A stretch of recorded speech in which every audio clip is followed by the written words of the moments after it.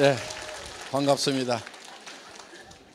자, 오늘 여기 이제 많은 분들이 오셨는데 저희 회사에 대해서 여러분들이 이제 얘기를 들으셨습니다.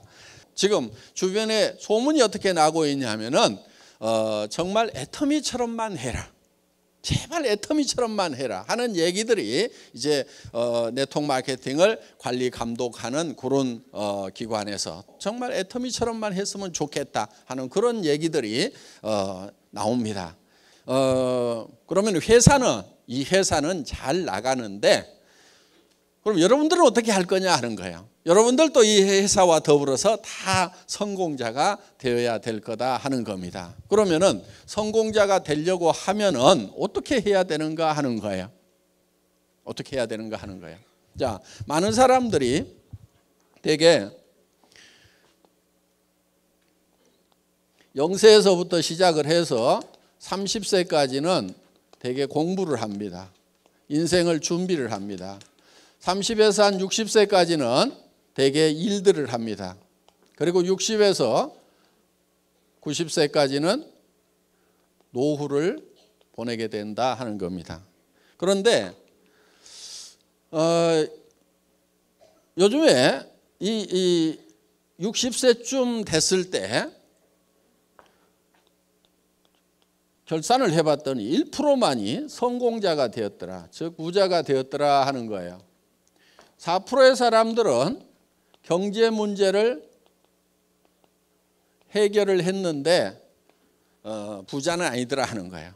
그리고 나머지 10%의 사람들은 계속해서 하루 벌어서 하루 먹고 사는 일당벌이를 하고 있더라 하는 거예요. 15%의 사람들은 타계를 했더라 하는 거예요. 그런데 나머지 70%의 사람들은 일도 없고 돈도 없는 상태에서 노후를 맞이하게 되더라 하는 거예요. 자, 우리 주변을 보면은 대개 1% 정도 100명 중에 1명이 성공을 했습니다. 그런데 95%의 사람들은 대부분 다 실패를 하고 있다 하는 거예요. 경제적인 측면에서 봤을 때. 그러면은 왜 30년씩이나 평균적으로 공부를 하고 30년씩이나 나름대로는 열심히 일을 했음에도 불구하고 이렇게 많은 실패자들이 나오는가 하는 거예요. 자, 이때까지 성공을 못하게 되면 어떤 문제가 있냐면은 노후라는 30년의 세월을 이제 어떻게 보낼 것인가 하는 심각한 문제가 발생을 하게 된다 하는 거예요. 나이를 먹으면은 반드시 또 따라오는 게 있습니다. 뭐가 따라오죠? 질병이 따라오죠. 질병이 따라와서 병들고 돈이 없으면은 정말 악몽 같은 세월이 될 수가 있다는 거예요. 그런데 요즘에 흉흉한 소문이 돕니다. 120세까지 살지도 모른다는 이런 소문이 슬슬 지금 나기 시작을 해요. 그러면은 무려 60년이라는 세월을 돈 없이 병든 상태에서 보내야 된다고 하면은 이거는 몹시 끔찍한 일이고 본인만 불행한 것이 아니고 주변 가족들까지도 다 불행해지는 그런 사태를 맞이하게 된다.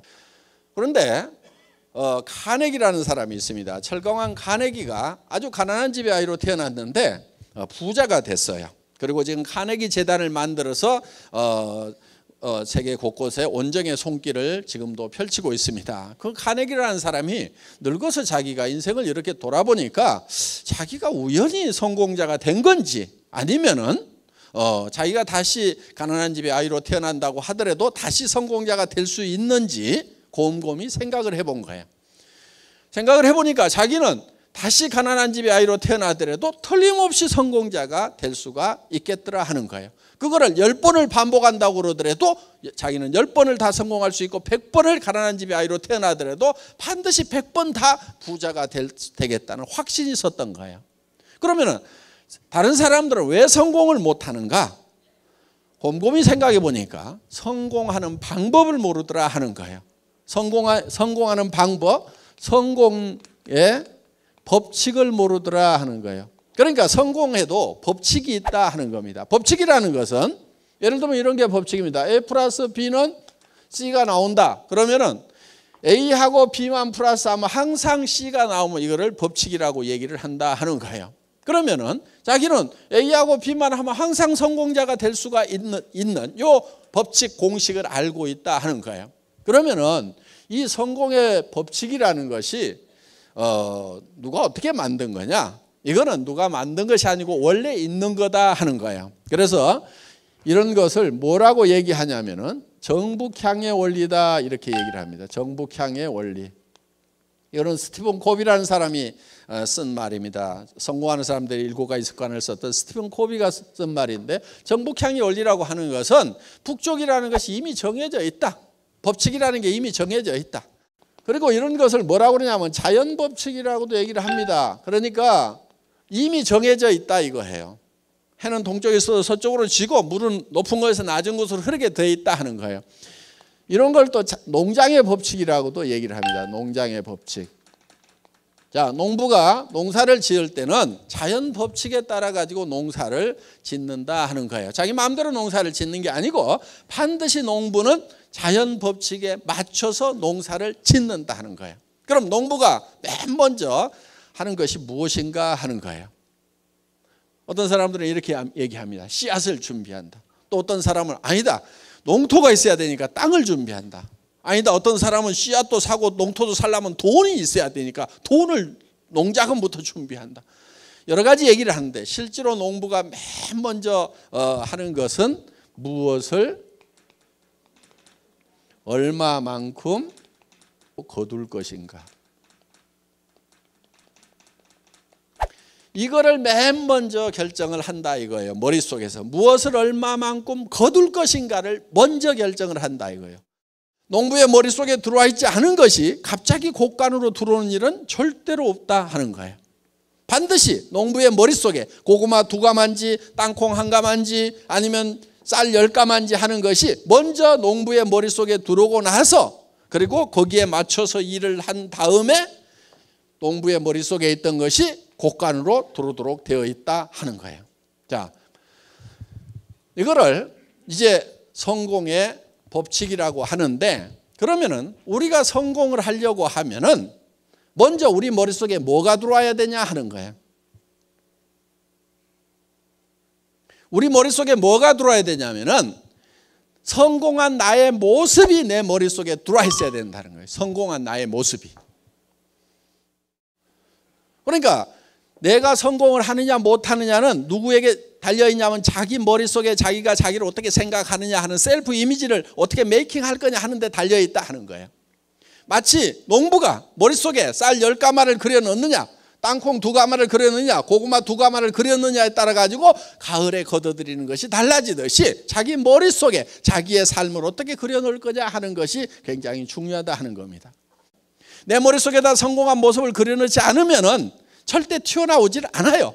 그러니까 오늘 내 삶이 내 마음에 안 든다. 그러면은 틀림없이 3년이나 5년 전에 마음에 안 드는 자기 모습만 머릿속에 그리고 있었다 하는 겁니다. 아니면 아무것도 그리고 있지 않았든지. 지금 여러분들이 머릿속에 이거를 그려놓지 않으면은, 성공한 여러분의 모습을 그려놓지 않으면은 3년 지나고 5년 지난 후에도 지금하고 똑같은 모습일 수밖에 없다는 거예요. 그렇기 때문에 내 삶을 바꾸려고 하면은 내가 어떤 방향으로 어떻게 바뀌었으면 좋겠는가 하는 것을 명확하게 머릿속에 생생하게 그려 넣는 것이 필요하다 하는 겁니다. 그러면은 어떤 모습으로 어떻게 그려 놓을 것인가 하는 거예요.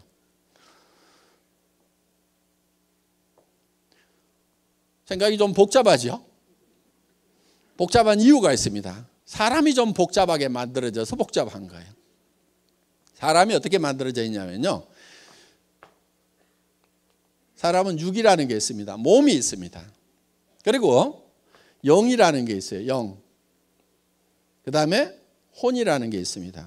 그 다음에 우리는 혼자 사는 게 아니고 주변 환경으로 둘러싸여 있습니다.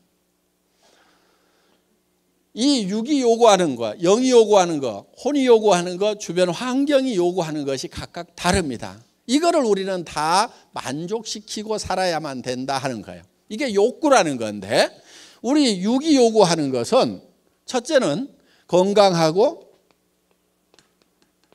오래 사는 거예요. 그리고 건강하고 오래 사는데 찢어지게 가난하면은 만족스럽지가 못하죠. 그러면은 풍요롭게 사는 욕구를 가지고 있다는 거예요. 한마디로 얘기하면은 잘 살며 잘 살아야 되는 거예요.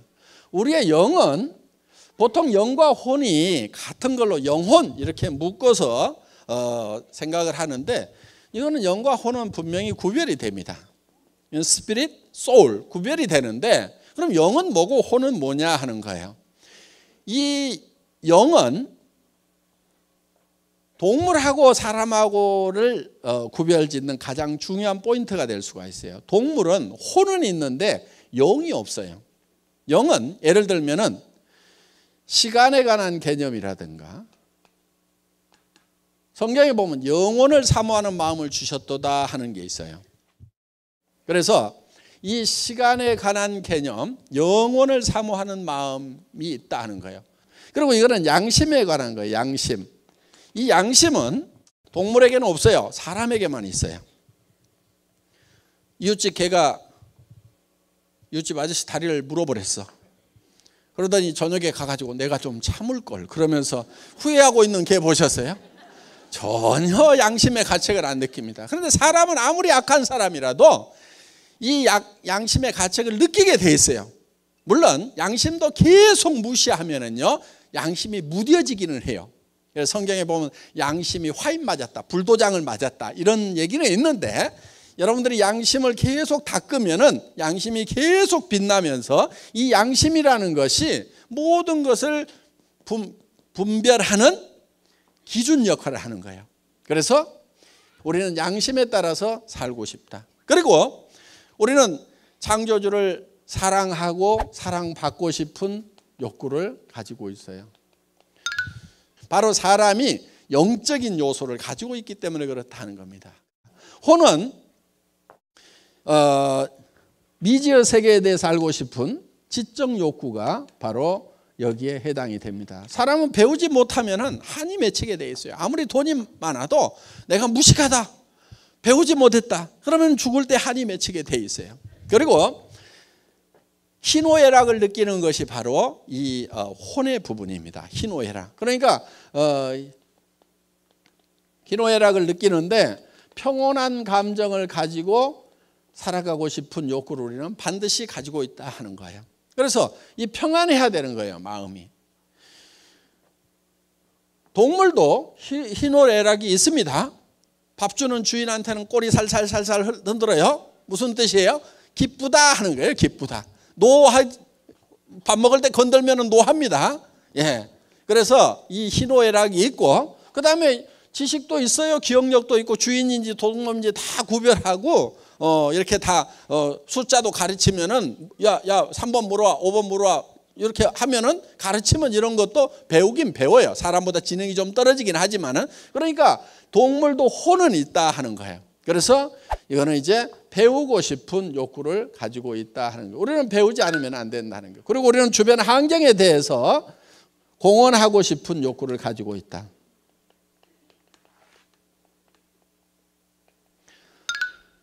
자, 이 네 가지를 우리는 골고루 만족시키지 않으면은 우리가 한이 맺히게 돼 있어요. 자, 우리는 뭔가 사회를 위해서, 남을 위해서 유익한 일을 하고 싶은 욕구를 가지고 있어요. 그래서 죽을 때 나는 남을 위해서는 참 아무짝에도 쓸모가 없었던 사람이다. 나라를 위해서도 쓸모있던 사람이 아니고 가족들을 위해서도 또 친구를 위해서도 아무짝에도 쓸모없는 사람이었다. 그러면은 죽을 때 한이 맺힐 수가 있다는 거예요. 쓸모있는 사람이 되고 싶은, 그건 바로 공헌하고 싶은 욕구를 가지고 있다 하는 겁니다. 그래서 이 네 가지 요소가 골고루 만족되는 삶을 살아가는 자기의 모습을 머릿속에다 그려 놓아야 된다 하는 거예요.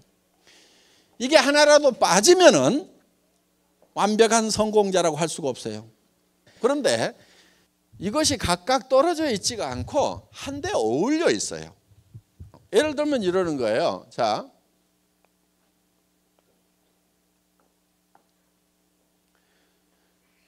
우리의 육이 있습니다. 육은 잘 살며,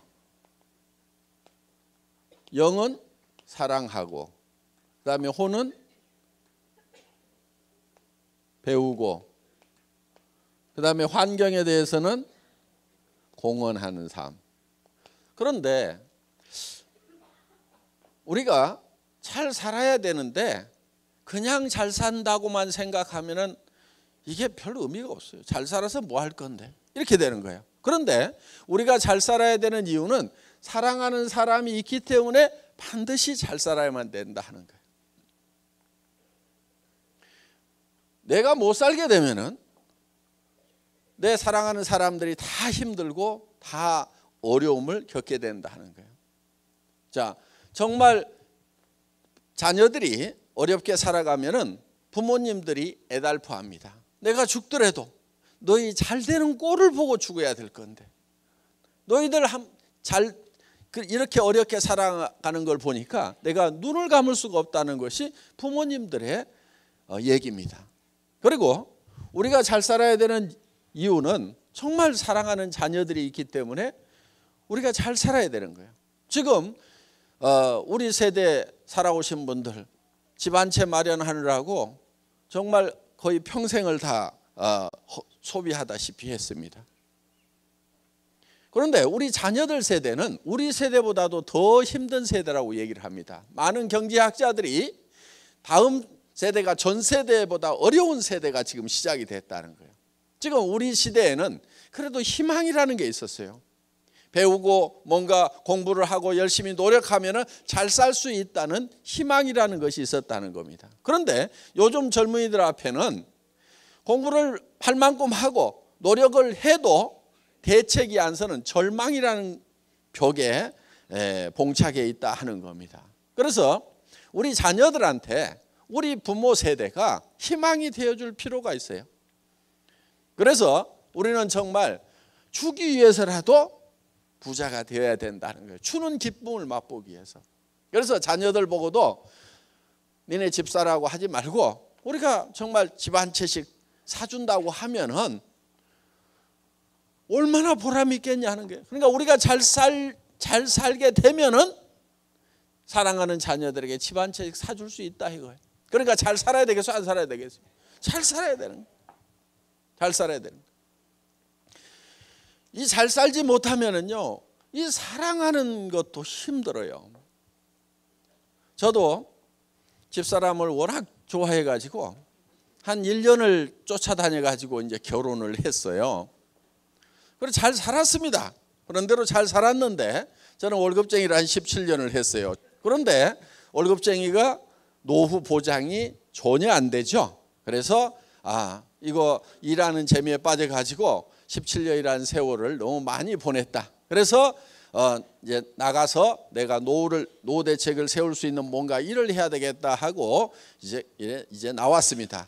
나와서 이제 인터넷 백화점을 이제 차리게 됩니다.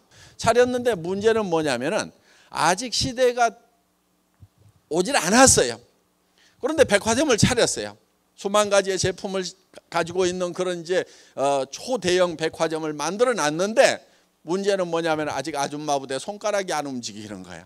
그러니까 쫄딱 망하고 그러는 가운데서 이제 굉장히 힘이 들어지다 보니까 이제 뭐 회사 망하면서 뭐 다 집도 주고 차도 주고 다 날려버리고 이제 정말 너무 어려워져 가지고 이제 월세 50만 원짜리 월세방에 가서 이렇게 살게 됐어요. 그러면서 제가 이제 몸이 아프기 때문에 일을 하면 안 된다고 그래서 집사람이 어디 가서 한 150만 원인가 이렇게 벌어와 가지고 50만 원 월세 주고 애들 이제 학비 주고 이렇게 근근히 먹고 사는 이제 이런 처지가 돼버린 거예요. 그래도 그렇게 사는데 이제 이 경제적으로 압박을 받다 보니까 부부간에도 말이 점점 이제 뜸해지기 시작을 하고 나중에는 말 한마디씩 나오면 이렇게 삐딱선을 타기 시작하고 자꾸 이렇게 갈등이 생기더라고요. 어느 날 제가 집에 들어갔는데 너무 추운 거예요. 그래서 여보 집 좀 가스 좀 팍팍 떼라고 그랬더니 누구는 추운 줄 모르는 줄 아세요? 이렇게 새침하게 얘기를 하더라고. 자기도 추운데 당신이 돈 못 벌어오니까 내가 불 안 떼지 뭐 추운 줄 몰라서 불 안 떼냐 이거야. 보통 가스를 10만 원어치 떼면은 좀 추워요. 거기서 5만 원어치만 더 떼면은 조그마한 집이니까 좀 따뜻해. 한 달에 5만 원씩 아끼려고 추운 집에 산 거예요. 그럼 겨울에 5개월 난방하죠? 그럼 1년에 얼마 아껴요? 25만 원. 3년 동안 아꼈으니까 얼마 아꼈게요? 75만 원. 그 75만 원 때문에 3년을 떤 걸 생각하면은 지금도 억울해 죽겠어. 돈은요, 없을 때는 절대 아끼면 안 돼. 있는 대로 다 써야 되는 거예요. 있는 대로 다 써봐야 몇 푼 되지가 않으니까. 돈이 좀 있을 때는 아껴야 돼. 그때는 아끼면 돈이 모아지거든. 돈에 대해서요, 오해들을 많이 하고 있어요. 오해하지 마세요. 학교에서 배운 것 중에도 좀 틀리게 가르친 게 있어요. 예를 들면은 수입과 지출이 있으면은 수입에 맞춰서 지출을 해야 된다, 이렇게 배웠잖아요. 그렇죠? 예, 이거는 나라 경제를 생각할 때 이렇게 해야 되는 거고, 개인 경제로 봤을 때는요, 수입에 맞춰 갖고 지출하고 있는 사람치고 부자가 없어요. 그러니까 가계부 쓰는 사람들 있죠? 수입에 맞춰서 지출한다고. 가계부 쓰는 사람치고 부자를 못 봤어 내가. 여러분 제발 가계부 좀 쓰지 마세요. 부자들은 가계부 안 써. 가난뱅이들만 쓰고 있어. 그래 갖고 부자 되느냐? 안 돼. 평생 가계부 써. 또 그거를 또 검사하고 있는 쪼잔한 남편들도 있어. 그 찌질이야, 찌질이. 지금 참 많이 벌어다 주면 왜 이걸 쓰고 있냐고. 조금 벌어다 주면서 그걸 아등바등 쓰고 있는데 제대로 썼는가 안 썼는가 검사하고 있는 그런 찌질이. 아이고, 네. 이렇게 하지 말고요, 부자가 되려면 어떻게 하냐면은 수입 잊어버려. 지출부터 결정을 해. 지출. 내가 어떻게 소비를 하면서 살 건지, 내가 돈을 어떻게 쓰면서 살 건지, 이 지출을 결정을 해보면요, 이게 제법 많아요. 이게 여러분 보통 3천만 원에서요 5천만 원 정도가 매월 있어야만이 부자가 돼요. 이 정도를 지출하지 않으면 이게 별 부자가 아니에요. 그런데 무슨 3천만 원에서 5천만 원씩이나, 난 300에서 500도 못 벌어봤는데 3천에서 5천이 필요하냐고 그러는데, 3천에서 5천이 있어야 부자가 된다 하는 거예요. 300에서 500 벌어갖고는요 노후대책도 안 서고 아무것도 안 돼. 그 찌질이로 사는 거예요. 그런데 많은 사람들이 300에서 700만 벌었으면 소원이 없겠다. 그래서 좋은 대학 가가지고 열심히 박터지게 대기업에 가가지고 결국 버는 게 얼마 버냐? 300에서 700 벌고 있고, 이웃집 애가 300에서 700 버는 일자리 찾았다고 그러면 아이고 걔는 그게 엄친아요. 내 새끼는 왜 이 모양이야 그러면서 쥐어 박잖아. 그런데 300에서 700 벌고 있는 애 별 볼 일 없어요. 노후대책 안 써요. 걔 3천에서 5천은 벌어야 돼요. 매달. 그리고 돈이라는 것은요 평생 버는 게 아니에요. 갈수록 돈 벌 수 있는 기회라는 게 줄어들어요.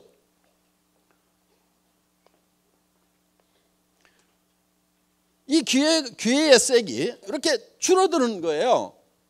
무슨 얘기냐면은 20대 30대 식당에 가면은 주방 서빙을 시켜줘.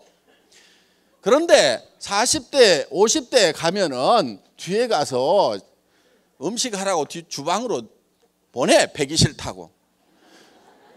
60대 50대 60대에 가면은 그릇 깬다고 이것도 안 시켜줘. 그러니까 친척이나 누구 아니면 안 써준단 말이에요. 그러니까 기회라는 것이 점점 줄어들어. 그런데 사람들은 막연하게 뭔가 시간이 지나고 미래가 되면 내한테 좋은 기회가 올 거라는 파랑새만 쫓아가고 있어요. 그렇지가 않아요. 점점 줄어들고 있어요. 그러니까 지금 결판을 내야 되는 거예요. 지금 뭔가를 화끈하게 벌여야 된다 이거예요. 앞으로 뭐 어떻게 될 거다. 그리고 사람은 돈을 버는 때가 있고 번 돈을 쓸 때가 있어야 되는 거야. 돈 쓰는 것도요, 늙어가지고 돈 쓰려고 그래봐. 여행도 다리 썽썽할 때 여행이지, 꼬꾸라져가지고 거기에다가 어디 좋은 경치를 봐도 눈도 침침한데 가면 뭐 하냐고. 어디 맛있는 걸 먹을 때도 이빨이 쏭쏭할 때지.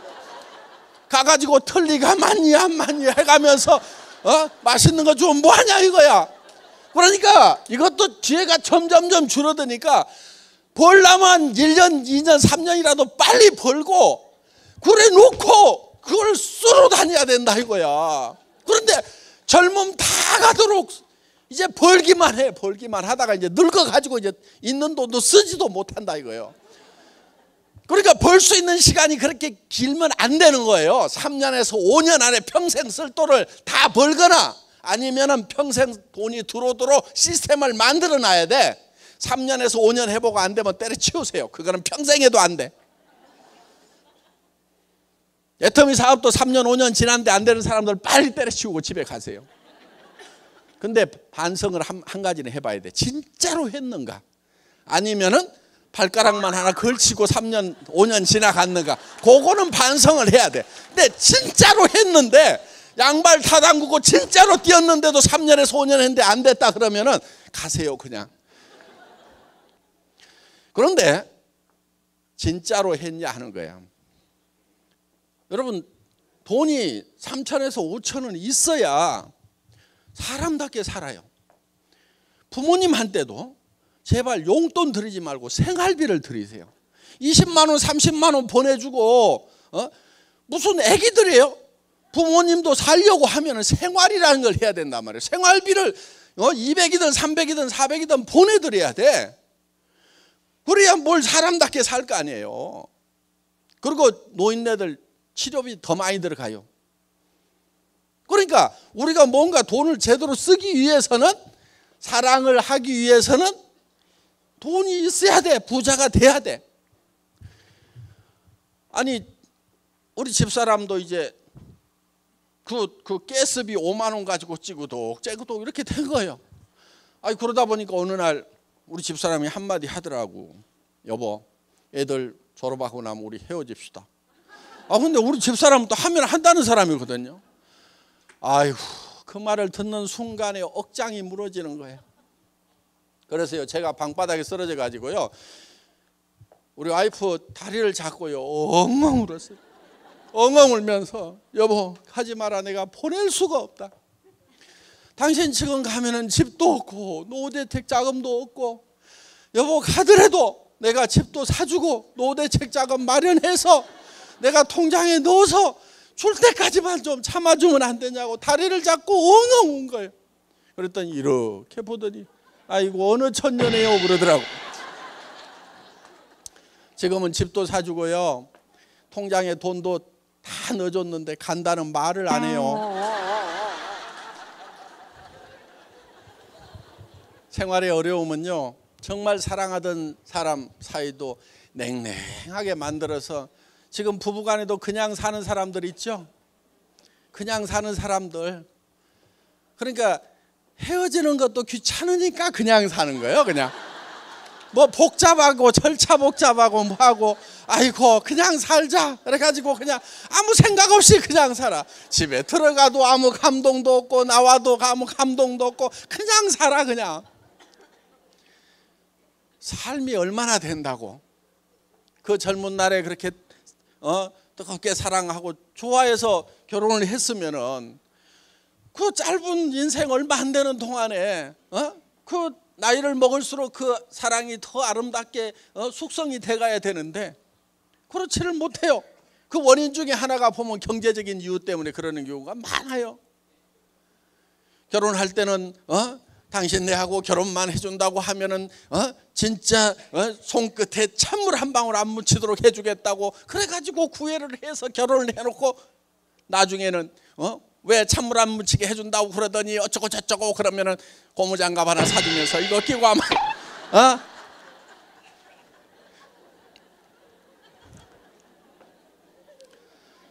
그러니까 사랑도 제대로 하려고 하면은 잘 살아야 된다는 거예요. 그래서 이게 다 이렇게 하나로 연결이 되어 있고 엉켜 있는 거예요. 우리는 벌어서요, 남 주려고 사실은 버는 거예요. 스스로 돈을 쓰는 것보다도요, 우리는 남한테 주었을 때 정말 행복하고 기쁨이 있어요. 지금까지 뭐 남줄 돈이 없어가지고 뭐 그런 거 한 번도 못 느껴보신 분들 앞으로 기대를 하십시오. 남줄 때 기쁨이 굉장합니다. 그래서 성경에도 받는 자보다 주는 자가 복이 있도다 그랬어요. 그것이 진실이라는 것을, 진리라는 것을 줘보면은 알아요. 그래서 우리는 가까운 데서부터 점점 넓혀서 줘야 돼요. 그리고 남을 도울 때 내가 부자가 다 된 다음에 여유 있으면 남에게 주겠다 그러는 사람 치고 부자 된 다음에 돕는 사람이 거의 없어요. 언제부터 도와야 되냐면은 내가 어려울 때 나보다 더 어려운 사람을 도우면서 살아가야 된다 하는 거예요. 그러면은 나중에 부자가 됐을 때도 또 어려운 사람들을 도울 수가 있어요. 저희는 저희 회사에서도 주변에 이렇게 돕는 일들을 해왔어요. 사회적으로. 그래서 맨 처음에 회사가 어려울 때는 이웃의 학교에, 가장 가까운 학교에 애들 좀 불러가지고 한 달에 20만 원, 40만 원 주는 일부터 시작을 했어요. 할머니하고 둘이 사는 애가 있어. 그런데 그 할머니가 받는 보조금하고 뭐 이런 거 조금 받아가지고 사는데 그 20만 원도 그 집에는 큰 도움이 되더라고. 그래서 이제 이웃에 이렇게 도와주고 그러면서 조금씩 금액도 넓혀 나가고 어떻든 우리는 이제 주변에 이렇게 좀 도와야 될 일들이 많이 있습니다. 물론 애터미 사업 자체가 지금 어려운 사람들을 돕는 가장 좋은 방법이에요. 서민들에게는 싼 생필품을 공급을 해서 질 좋고 싼 생필품을 공급을 해서 이 가게 이 지출을 줄일 수 있도록 생활비를 아낄 수 있도록 해주는 그것이 1차적인 공헌입니다. 그리고 또 이 돈 벌만한 직장이 없는 분들에게 일자리를 마련해줘서 정말 이렇게 할 수 있도록 해주는 것. 그러면서 또 우리는 수당이 또 서민들에게 다 풀려나갑니다. 그래서 우리가 만드는 제품들은 그 원료를 만들라고 농사짓는 농부들에게도 돈이 나가게 되고 그리고 이 돈은 서민들에게 뿌려지기 때문에 그것이 이제 승수 효과에 의해서 최소한 5배 정도 더 이제 경제적인 파급 효과가 생깁니다. 자, 어떻든 우리는 정말 사랑하는 사람들이 있기 때문에 우리는 반드시 잘 살아야만 된다. 그래야 내 사랑하는 사람들이 같이 잘 살게 되고 그리고요 사람은 조금만 올라가게 되면은요 점점점 용기라는 것이 생겨요. 지금 여기 계시는 분들 중에서도 어떤 희망을 갖고 꿈을 갖는 것이 굉장히 두려운 사람들이 있다는 걸 제가 알아요. 어떤 희망을 갖고 꿈을 갖는 것이 그것을 두려워하고 있다는 걸 제가 알아요. 왜냐하면 저도 사실은 뭐 어렵지 않게 세상을 살았어요. 그때는 못 사는 사람들 좀 무시했습니다. 솔직하게 얘기해서 아이고 요즘 세상에 정신머리가 틀려 먹었으니까 못 살지 게을러 빠졌으니까 못 살지 그러면서 못 사는 사람들을 좀 무시를 했어요. 그런데 제가 깊은 병에 들고 사업체는 다 망해가고 돈은 다 뺏기고 도리어 이제 빚쟁이까지 집에 쫓아오면서 몸이 아파갖고 더 일을 못하는 상황이 되다 보니까 사람이라는 게 이렇게 앞뒤가 콱 막히는 기가 막힌 상황도 있구나. 무조건 이게 못 사는 사람들을 무시하기만 해서는 안 되겠구나 하는 그런 생각을 하게 됐어요. 그런데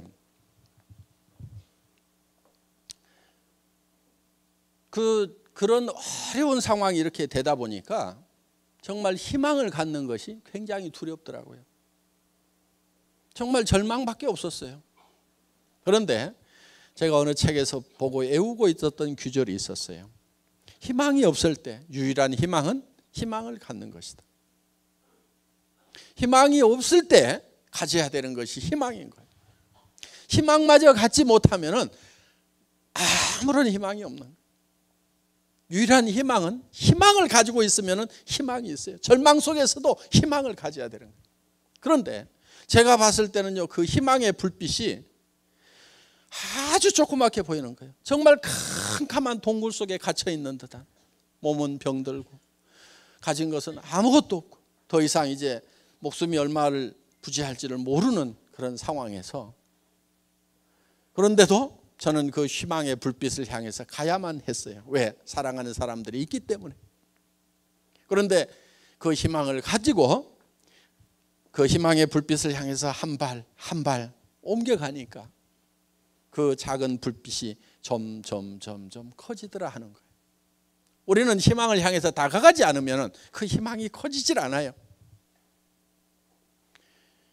그 불빛이 점점 커지더니 어느 순간에 이제 동굴 밖으로 나오고 온 천지가 밝은 광명으로 가득 찬, 정말 희망만이 가득 찬 그런 세계로 내가 나올 수가 있더라 하는 거예요.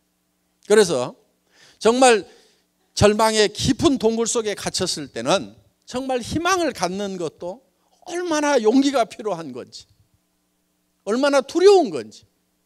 용기라는 것은 두려워하지 않는 것이 용기가 아니고, 두려움을 알지만은 그 두려움 앞에 맞서는 것이 진정한 용기다 하는 겁니다. 그래서 여러분, 희망이 없을 때, 마음속에 절망밖에 없다고 생각하고 나는 아무것도 해낼 수 없다고 생각하는 이 순간에도 여러분들이 가져야 될 것은 희망이라는 거고, 그 희망의 불빛을 향해서 우리는 한 걸음 한 걸음 옮겨 나가야 된다는 겁니다. 그러면은 그 희망이 점점 커지고 우리는 밝은 광명으로 나갈 수 있고, 다른 사람들에게 희망의 이제 빛을 전해주는 사람으로 바뀔 수가 있다는 거예요. 자, 우리는 그래서 정말 사랑하는 사람들이 있기 때문에 우리는 잘 살아야 되고, 또 잘 살려고 하면은 배워야 됩니다. 여러분들은 이제 밤늦게까지 지금 이렇게 또 배우고 계시는 거예요. 그래서 정말 잘 살아서 사랑을 베풀면서 나눠주면서 살아가는 그런 나 자신의 모습을 우리가 머릿속에 한번 그려보자 하는 거예요. 그래야만이 내 머릿속에 그게 만들어져야 2년이고 3년이고 5년 후에는 밖으로 튀어나오는 거예요. 그런데 이거를 그려 넣기만 하면 되느냐 하는 거예요. 된다 하는 거예요. 왜냐하면 우리의 몸이라는 것은 우리 머릿속에 그냥 그리는 거하고 실제로 벌어지는 상황을 구별을 못하는 특징이 있어요. 우리 머릿속에 이걸 그려 넣기만 하면은 우리 몸이 변하고 바뀌어 버리는 거예요. 실험을 한번 해보겠습니다. 예를 들면은 여러분 입속에다가 제가 빨갛고 새콤하고 달콤한 석류를 한 움큼씩 넣어드리겠습니다. 입안에 가득 찬 석류를 어금니로 아작아작 씹으니까 새콤하고 달콤한 석류 과즙이 입안 가득 퍼집니다. 자, 입안에서 무슨 일이 일어났어요? 침이 안 났다 손 들어보세요. 빨리 병원 가세요. 침샘이 고장난 겁니다. 우리는 실제로 먹었을 때 침이 나오는 거나 머릿속으로 석류를 먹었다고 생각하는 거나 우리 신체에 작용하는 효과는 똑같다 하는 거예요. 이게 과학적으로 다 증명이 되어 있는 거예요. 이거를 학문적으로는 자기 충족적 애언이라고 그러는데, 내가 충족되었다고 애언을 하면은 충족이 된다는 거예요. 신체 반응이 그대로 일어난다는 거예요. 그러니까 여러분들이 실제로 내가 한 달에 3천만 원을 버는 사람이다, 5천만 원을 버는 사람이다, 내가 그 일을 시작을 했고 이제는 그렇게 시간만 가면 그렇게 될 거다, 확신을 가지고 머릿속에 내가 어떤 삶을 살 건지에 대해서 확신을 가지게 되면은 여러분들의 표정이라든가 태도라든가 눈빛이라든가 다 바뀌어버리게 된다는 거예요. 그러니까 친구한테 전화를 해가지고도 내가 하는 것은 아닌데 친구가 한다고 그러니까 너한테 얘기를 해주는데 요 따위로 얘기를 하면은 될 일도 안 되는 거예요. 될 일. 그렇게 해갖고 되는 게 아니고, 야, 내가 한 달에 5천만 원 버는지를 발견을 했다. 여러분, 한 달에 통장에 5천만 원씩 꼽히는 게 그게 보통 일인 줄 아세요? 어마어마하게 큰 공장 가지고 있어야 돼. 1,000명, 2,000명 거느리는 그런 공장을 가지고 머리 빠지게 밤낮 없이 수십억, 수백억을 투자해가지고 해야 집에다가 5천만 원씩 갖다 준단 말이에요. 사장이라고 폼 잡고 다니는 사람 중에 70%는 비더로 다니는 사람들이요. 전부 적자나는 사람들이요. 그런 사업만 큰 사업이고 한 푼도 투자 안 한다고 그러니까 애터미를 우습게 하는데 우스운 게 아니란 말이에요. 하나도 안 우습다고. 여러분 무슨 일을 해가지고 3천만 원, 5천만 원을 벌 거냐 이거예요. 이 애터미 사업은 빅 비즈니스예요. 엄청난 비즈니스란 말이에요. 개인적으로 봤을 때 여러분 투자를 안 하니까 우습게 알아 지금. 그리고 무슨 고시 보듯이 특별한 시험을 봐가지고 능력자만 뽑는 게 아니고 아무나 오세요 그러니까 이게 아무 것이나 되는 줄 알아 이게 이 일이 보통 일이 아니란 말이에요. 지금 엄청난 일을 지금 여러분들이 시작을 한 거예요. 근데 표정들이 왜 그래? 엄청난 걸 발견한 것 같지가 않아 지금.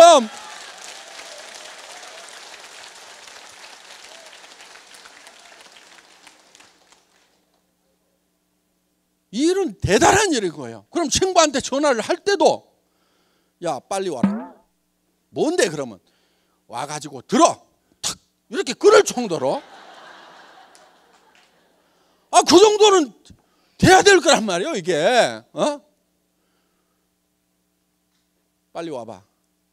너한테 먼저 얘기해 줄까 다른 친구한테 먼저 얘기해 줄까. 기가 막힌 일인데 그래도 내가 너를 아끼니까 빨리 와 빨리 와. 시간 지체하지 말아라.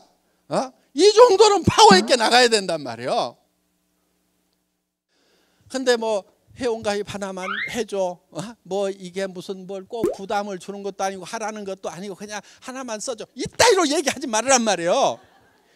이게 엄청난 일인데 너 지금 안 하면은 너 저 밑으로 갈래? 너 위에 있을래? 너 한 단계가 너 얼마나 차이 나는 줄 알아? 하면서 큰 소리를 빵빵 쳐가면서 해야 될 일이란 말이에요. 그게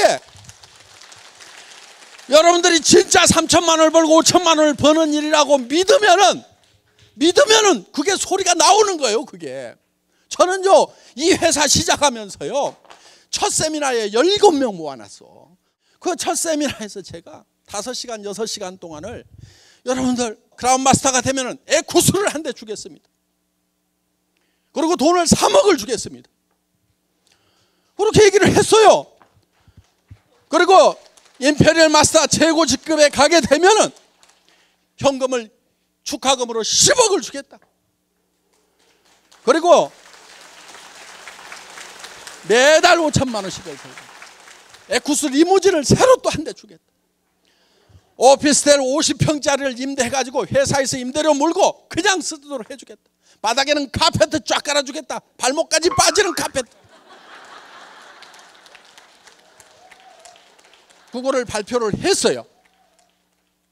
그런데 그때 내가 타고 간 차는 280만 원짜리 중고 카니발이요. 280만 원짜리 중고 카니발을 타고 가가지고 에쿠스를 주겠다. 아마 똑똑한 사람이 있었으면은 니나 잘해라 니나 그랬을 거야.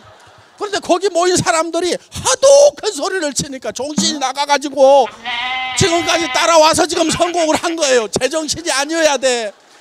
성공은 제정신으로 하는 게 아니에요 여러분. 미쳐야 돼. 미쳐야만 목표에 미칠 수가 있어요. 그래서 여러분들 오늘 저녁에 내가 정말 어떤 인생을 살 건지 정말 여러분들이 살고 싶은 한 편의 영화를 지금 만들겠다 하는 거예요. 그게 누구누구의 인생 시나리오 요거를 쓰는 거예요. 양식을 나눠드리는데 다 씁니다. 쉬워요. 자, 그 양식을 보면은 이런 수레바퀴 같은 게 있어요. 자, 우리가 요 4가지 요소를 반드시 여기다가 한 번은 들어가게 해야 되는 거예요. 그래야 균형 잡힌 삶이 되겠죠? 자, 6 그러면은 잘 살아야 된다. 잘 산다고 하는 것은 경제적으로 풍요로워야 되겠죠. 그러면은 여기 주택 문제 대개는 해결이 잘 안 돼 있습니다. 그 다음에 건강 장수를 해야 되니까. 그 다음에 또 뭐 자동차 요즘 필수품이죠. 사랑하고 효도 배우고 자녀 교육 여행도 좀 풍요로운 삶을 살기 위해서는 여행도 좀 해야 되겠다. 그럼 이런 항목들은 자기가 결정을 하세요 되게. 자, 그런데 내가 여기다가 이제 점수를 먹여보는 거예요. 주택이 내가 생각하고 있는 주택이 있을 거예요. 예를 들면은 70평은 돼야 되겠다. 아니면 50평은 돼야 되겠다. 그런데 지금 30평에 산다. 그러면은 자 40점. 건강은 뭐 타고나서 그런 대로 뭐 70점. 자동차는 영 마음에 안 들어. 예를 들면 지금 최소한 에쿠스는 타야 되는데 지금 타고 다니는 게 소나타 9형 타고 다니고 있어. 영 마음에 안 들어. 효도 그냥 마음으로만 했어. 자녀 지네가 알아서 좀 어떻게 해줬어. 봉사는 거의 못했어. 현금도 거의, 여행은 뭐 어떻게 뭐 신혼여행은 갔다 왔으니까 뭐 이렇게 해서 이거를 이렇게 연결을 해보세요. 이걸 연결을 이렇게 하면은 요게 자기 인생 수레바퀴예요. 이게 찌그러지고 적으면은 잘 안 굴러가는 인생을 살고 있는 거예요. 그러면 이게 10점 만점이 되려고 하면은 이 10점 만점을 연결하면 이렇게 고단한 수레바퀴가 잘 굴러가는 수레바퀴가 되는데, 내가 10점 만점이 되려고 하면은 어떻게 하면 되는지를 이 네모칸에다가 써주라 하는 거예요. 여기다가 자 이렇게 쓰는데, 예를 들면은 쓸 때 구체적으로 쓰라 이게요. 구체적으로. 내가 살고 싶은 집, 어디 살고 싶으냐니까 좋은 집이요. 이런 분들이 있어. 그럼 집 사러 가가지고 부동산에서 무슨 집 보러 오셨어요? 그랬더니 좋은 집이요. 이 사람 집 살 사람이에요? 안 살 사람이에요? 살 사람 아니에요. 내가 살고 싶은 집이 단독주택인지 아파트인지 연립주택인지 방은 몇 개인지 화장실은 몇 개인지 가격은 얼마에서 얼마 사이인지 몇 평인지 이게 딱 나와 있어야 된단 말이에요. 그럼 여기다가 그걸 적으라 이거예요. 그래서 구체적으로 적으라 이거예요. 그 다음에 가격을 적으라 이거예요. 가격을. 그게 얼마짜리인지. 무슨 차 타고 싶으냐고 그러니까 페라리요. 그러는데 페라리가 얼마인지도 몰라. 7천만 원인지 6천만 원인지 3억은 줘야 돼요. 그러니까 페라리 그러면 가격이라도 알고 타겠다고 해야 된다 하는 거예요. 그 다음에 세 번째가 기한을 적으라 이게. 기한. 언제까지 하겠다. 그러니까 내가 70평짜리 집을 언제까지 사겠다고 적어야지, 그냥 세월을 가거나 말거나 그러다 꼴랑 죽어버리면 그게 그냥 물거품이 돼버린다는 거예요. 그러니까 내가 3년, 5년, 7년 안에는 내가 반드시 사겠다. 기한을 정해야 되는, 기한을. 요 세 가지를 꼭 유념을 하시라 하는 거예요. 자, 우리는 정말 균형 잡힌 삶을 살기 위해서 이 인생 시나리오를 작성을 하는 겁니다. 자, 예를 좀 보여주세요. 선배들 중에 이렇게 작성한 사람들이 있습니다. 그래서 예를 들면 지금은 17평 임대 아파트에 살고 있지만 3년 뒤에는 상도동 사거리에 있는 42평 방 4개 욕실 2개 있는 4억 3천만 원짜리 동양 빌라 5층으로 이사한다. 이렇게 구체적으로 나왔죠. 예, 정말 이런 삶을 살아가는 내 모습이 내 머릿속에 들어가게 되면은, 내 행동이 바뀌고 표정이 바뀌고 말이 바뀌고 다 바뀌게 돼 있어요. 그래서 이거를 실행할 수 있는 힘이 나오게 되어 있다 하는 겁니다. 그러니까 우리는 어디에 있어야 되냐면은 내가 살고 싶은 삶이라는 영화를 내 머릿속에서 만들고 그 영화 속에 살고 있어야 돼요. 언제까지? 그 영화가 현실이 될 때까지 우리는 계속 그 영화 속에 있어야 된다는 거예요. 비전 속에, 영화 속에 계속 살다 보면 이 현실이 끌어 올라가게 되어 있다 하는 겁니다. 여러분 이거를 믿어야 되는 거예요.